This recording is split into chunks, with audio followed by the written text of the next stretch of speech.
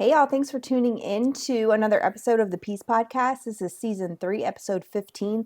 Just give me the freedom to let them, whatever that looks like. And when we hear the let them theory, which we've heard Mel Robbins talk about, and we have tons of videos of people stitching that information, it seems really easy to just say, let them. If someone's going to act a certain way, let them. But we don't talk about what it looks like to do that on the other end as the person who's letting them. And we don't talk about why we do the other thing, which is to try to change people. So I remember when I was in the throes of my abusive relationship, and I'm sure that if you've been there, you will recognize this same type of scenario. But I remember being in that relationship and just really being like, well, if he would just stop being on dating apps, then I would feel like he's loyal to me. If he would just stop being so aggressive in conversation, then I would feel more loved and I would feel safer inside of this environment. If he would just listen to me, then he would understand what needs to happen in order for me to feel like this relationship is still good for us. And enduring that relationship for several years, it was a constant struggle of me saying, well, if he would just change insert thing that I didn't like here, then this relationship would be a good one.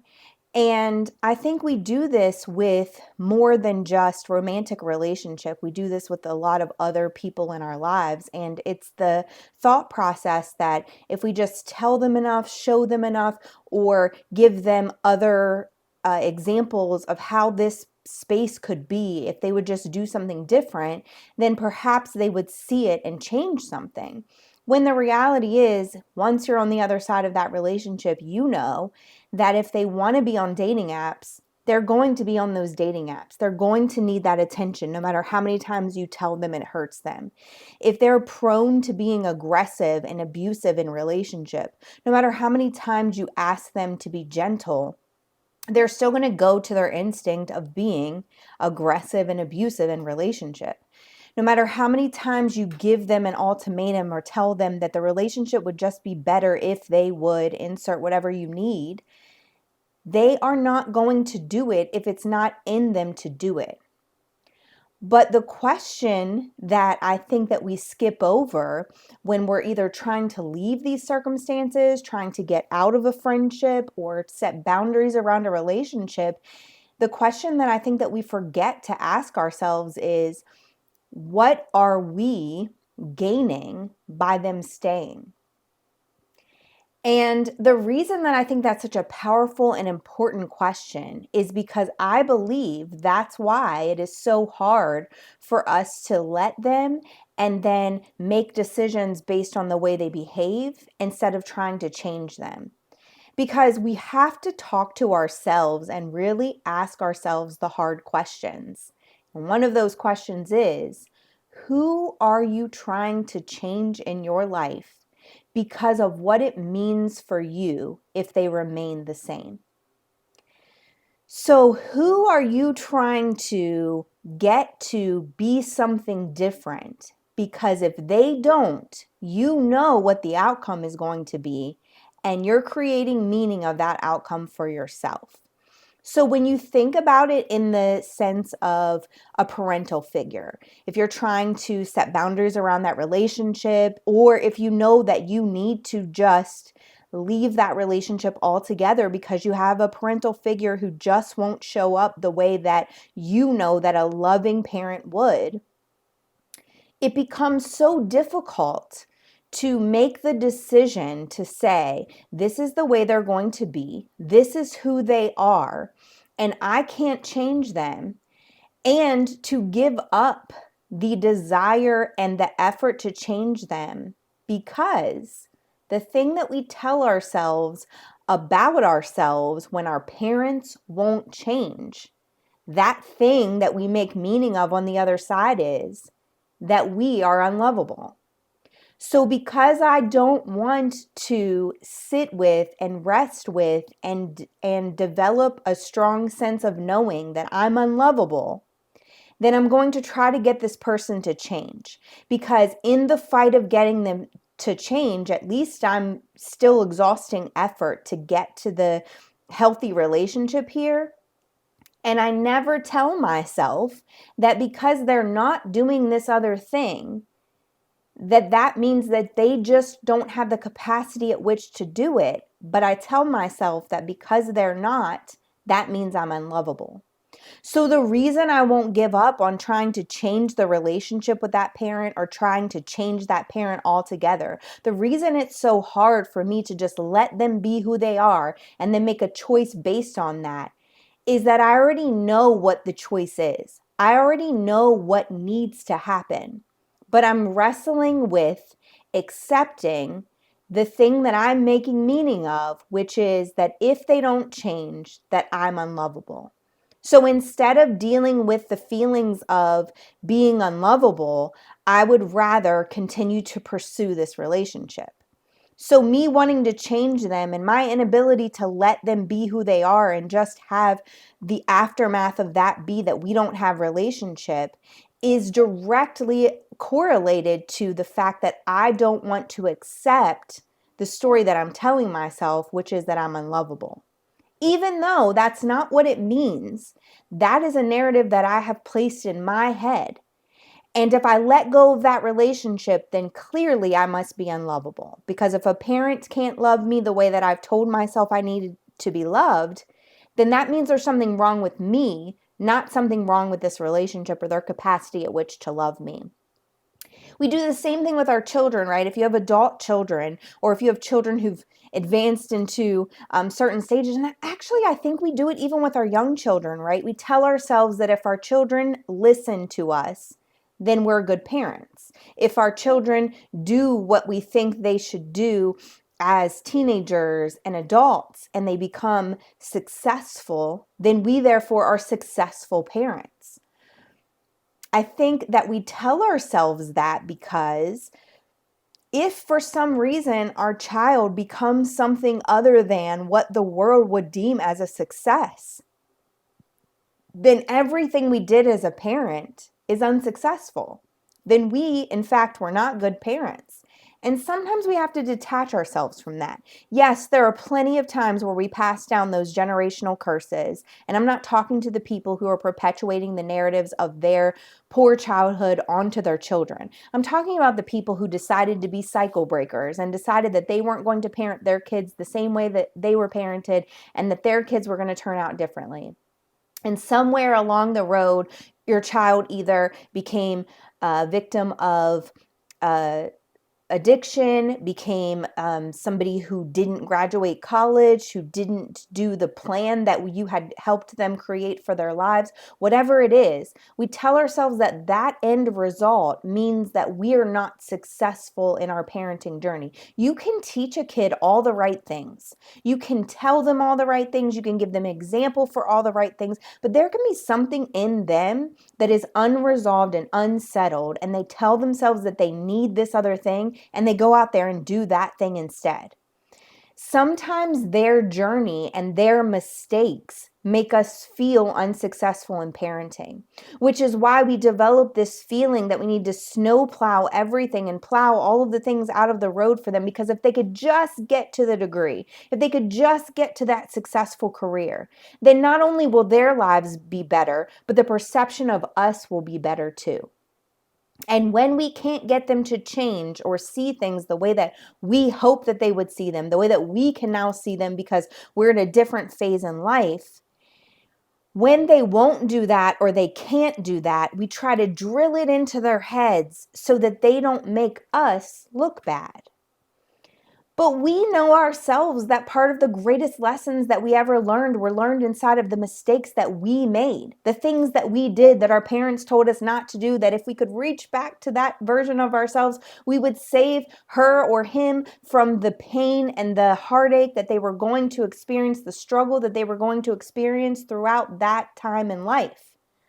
But Our parents couldn't do it for us, and we can't do it for our kids, but sometimes we can't just let them make the mistake. We can't just let them deal with natural consequences of their behaviors because we want to swoop in and save them, not only because we want to protect them from the pain, but because we want to protect ourselves from the judgment of people thinking that we're bad parents or that we're unsuccessful in our parenting journey. And I think that, when we continue to try to protect ourselves from dealing with the aftermath of that story, there's something in us that we need to heal and fix that says, I can know that I did the best that I had with what I had and still accept that whatever happens with this child is a result of their own decision making and doing. And sometimes that's directly connected to a parenting mistake that I made, and sometimes it's not. So I can't try to control them, change them, let them shift them in their thinking and in the guidance that I'm giving them, and then think that, well, they're going to turn out this perfect version of themselves, because maybe they won't. Maybe they won't be, and in fact, nobody's perfect. But it doesn't mean that you failed at parenting because your child didn't turn out the way that you wanted them to or the way you hoped them to. Because even though you're part of their story, God has a plan for them that is totally outside of their relationship with you. And sometimes, just like your own plan involved a ton of mistakes, sometimes theirs does too. And that means that you have to stop trying to change them, who they are, the mistakes that they'll make, because you're afraid of what it means that you now are an unsuccessful parent. That's not true, but it's a narrative you've painted for yourself.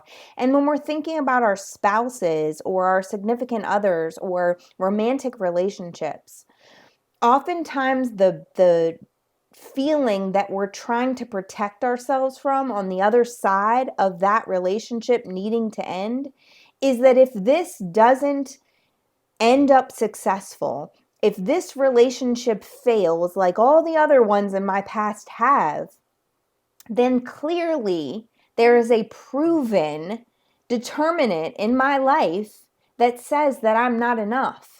Because if I was enough, this relationship would not be failing. Again, another narrative that we're telling ourselves.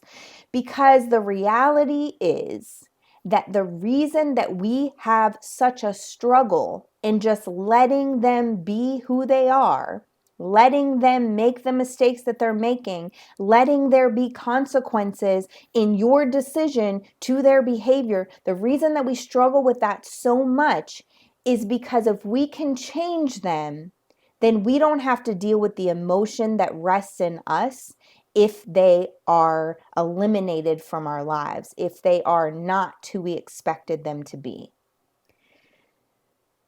We walk around trying to change people to prevent ourselves from feeling the emotion on the other side of the narrative that we've created. Two things are wrong with that. One is we can't change people. And two is the narrative that you have created is completely untrue. If your parents don't show up the way that you believe that they should for you, it doesn't mean that you're unlovable. It means something about the capacity of them, you, and that relationship. They don't have the capacity at which to love you the way you need to be loved. You don't have the capacity to tolerate the things that they're doing inside of this relationship. And the relationship doesn't have the capacity to sustain itself if neither of these things are changeable. You don't have to change your tolerance to accept things that you don't feel like you're supposed to be accepting, and they don't have the capacity to change to love you differently. And if that is the case, then the relationship doesn't have the capacity to sustain life. And instead of telling ourselves that that means that we're unlovable, what if we told ourselves that it's just a capacity concern inside of the relationship, and right now that relationship cannot be? We tell ourselves that when our kids don't become successful, that means that we're unsuccessful parents. But what if we told ourselves instead that that child doesn't have the capacity at which to move in this world in the way that they've been taught to move? What if we told ourselves that it's a capacity issue? What if we told ourselves that our kids need to make the mistake to build the capacity that they need to be successful? What if we stop expecting some beautiful outcome in order to feel like we've done the right things and just trust that we have done the right things regardless of the outcome? And I'm not saying that your kids can't turn back to you and say, these are some mistakes that you made and these are the reasons why I did the things that I did, because there's space for that conversation too. But the narrative that you're telling yourself that you're an unsuccessful parent because your child didn't turn out the way that you really wanted them to turn out is completely void of the fact that there are people inside of that narrative that have to build their capacity at which to become that successful version of the person that they were taught to be. And if they hit a bump in the road, sometimes it doesn't mean anything about you, and it means everything about their capacity to do the right thing. And if you're thinking about that relationship with your spouse or your significant other, you can't prevent yourself from feeling like you aren't being given the things that you are expecting and the things that you are needing inside of a relationship. You can't say that because they won't give it to you, then it means that you're not enough. Because that's not true. That's a narrative that you've created, the meaning that you've made out of that situation that says that that has to be the end result. But the truth is that there's capacity inside of that relationship on both people's part and the relationship itself. So maybe that person not being able to show up as the best version of them and you feeling like you can't tolerate the disrespect that they're bringing you simply means that you shouldn't have to change your tolerance, but they shouldn't have to change who they are. Should they be able to walk around the world being abusive to people? Absolutely not. But it doesn't mean that you are not enough because they wouldn't do it for you, even if the next person who gets them gets a different representation of someone, of that person shows up as a different representation of themselves. Because that doesn't mean that you weren't enough. It just means that they weren't ready. They didn't have the capacity to be in that type of relationship with you, and that wasn't part of your plan. But instead of accepting that and saying that I'm not going to change this person, I'm going to let them show up the way that they are, and then I'm going to make a decision based on that behavior, we can't deal with the fact that we know that on the other side of that, we're going to feel like we're not enough. So what if it means nothing about us and it means everything about the capacity of the people inside of the relationship and the relationship itself? If we don't resolve that, we will not be able to let them. Letting them be who they are requires you to be able to accept that that's who they are without it meaning something about you. So, how do we let them when all of these things are true? When we're trying to change them because it means something about us, we've made it mean something about us, and we're trying to avoid that decision. Well, the first thing is we have to learn how to stop attaching ourselves to the outcomes. Stop making meaning out of things. Just because that thing turned out that way doesn't mean that there's a flaw in you, a perpetual flaw in you. What it means is, yeah, maybe you did make some mistakes, but also that outcome has a lot to do with the other person who's inside that space too. And so instead of telling yourself all the things that them not showing up means about you, why not start telling yourself, this is what happened, and I'm willing to accept my own doing inside of this space, but it doesn't mean that I am fill in the blank with all of the blaming and shaming that you've done for yourself. If my kids don't turn out the way that I expected them to, yes, I made this mistake, and I still did the best I could do with what I had. If my spouse doesn't show up the way that I wanted him to, and we end up in divorce, yes, that absolutely did happen. And yes, that relationship failed. But a failed relationship does not make me a failure. That's how we make meaning out inside of those things. We tell ourselves that it means something about us. Now, are there things that we could shift, change, move, and fix about ourselves so we don't show up in the next relationship this way? Absolutely. But does it mean that you as a person are a failure? No.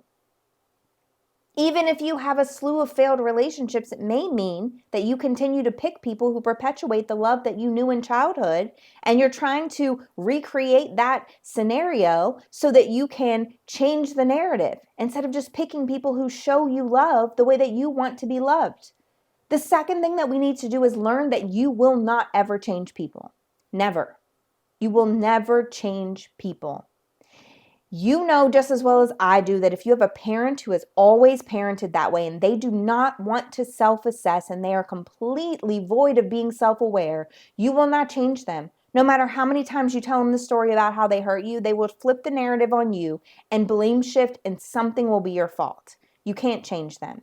No matter how many times you speak until you're blue in the face about what your child has been taught and how they're acting outside of the realm of the things that they've been taught, you will not change them until life changes them, until the trajectory of their own mistakes comes to a fork in the road where they have to either continue to make those mistakes and reap the consequences, or they change their lives the same way it did for you. So learning that you won't ever change people means that you can still try to influence them by telling them your narrative. But if they don't do anything differently once you tell them the way they've hurt you, if they don't do anything differently once you've told them the way that they need to navigate the world better, and you show them that example, then resolve in yourself that you can't change people, just like people can't change you. You should not have to change to the person who can tolerate more bad behavior from people. You should not have to recount every step you made as a parent because now your child is choosing a different path in life than they were ever taught to be. It doesn't mean that there's something that needs to change in you. It means that, yes, you need to self-assess and think about all the things that you could have done differently, but you're not going to shame yourself for that. You're going to continue to show up as the best version of yourself, knowing that you'll never be able to change people. You have to let them be who they are. And the last is, we have to learn that we always have the power to change our own lives. Always. We have the power to pray for God to move mountains. We have the power to pray for God to change relationship. And we also have the power to pray for God to give us the strength to leave and set boundaries. We have the power to say, I let them and they showed me who they were for the 100th time, and I am no longer willing to tolerate that behavior because I'm not going to let their poor behavior change me into somebody who's tolerable of disastrous relationships. We have to decide that we have the power to change it. I have the power to set boundaries in this relationship. If they push back on the boundaries, then I have the power to let that relationship go. I have the power to enact every single lesson that I know into my parenting conversations with my kids. But if they decide that they want to take a different turn, then I have the power to step back and allow natural consequences for their behavior, even though it hurts to watch that happen. Unfortunately, some of those consequences may be horrible, lifelong choices. But sometimes those lifelong, what people would deem mistakes, can be the best thing that ever happened to them. I'm sure that when I got pregnant at 18, my parents were kicking themselves, thinking of all the things they did wrong. Maybe they weren't. Maybe they were like, yeah, she was a bad seed and we knew since the very beginning. Perhaps that blame shifting happened. But I can tell you this. That little boy at 18 was the biggest blessing that I could have ever been given, and he was the greatest catalyst for my focus on becoming something different than what everybody thought that I was going to become. And so sometimes letting them deal with the mistakes, letting them deal with the consequences of their own behavior is the thing that could perhaps change something in their brain to do something different for themselves. So if you're in a space today where you're hearing all about let them and you're struggling with how do you make that happen, I would encourage you to sit down, have a conversation with yourself about how you are making meaning of their behaviors and how you can stop attaching yourself to those outcomes. Have a conversation with yourself about how you can't change people. Write down all the times that you've tried and failed at changing people because it doesn't work, so that you let it resonate in your brain that you cannot change the way someone else wants to navigate the world. And lastly, think about all the choices that you need to make right now in the space that you're in with the people that you're trying to change. If you let them be who they are, what choices do you need to make? Do you need to make the choice to leave? Do you need to make the choice to set boundaries? Do you need to make the choice to not be an enabler? Whatever that is, the only way to let them is to decide that when they continue to behave the way that they've always behaved, that you are going to understand that it's a capacity issue and not a you issue, and that you have a choice to make once that behavior continues. If this message resonated with you, go ahead and like and share and subscribe. Go to my socials, like and subscribe to those pages. Follow me on there. If this message was something that opened your eyes and you know that it would open the eyes of someone else to break free from the bondages that they're in, please share this video with other people so that they too may get a message that opens their eyes to the bondage that they're in, that helps them to break free from that bondage and to help them to walk into a space of freedom as they navigate their lives. I thank you guys for tuning in, and I'll see you again next time.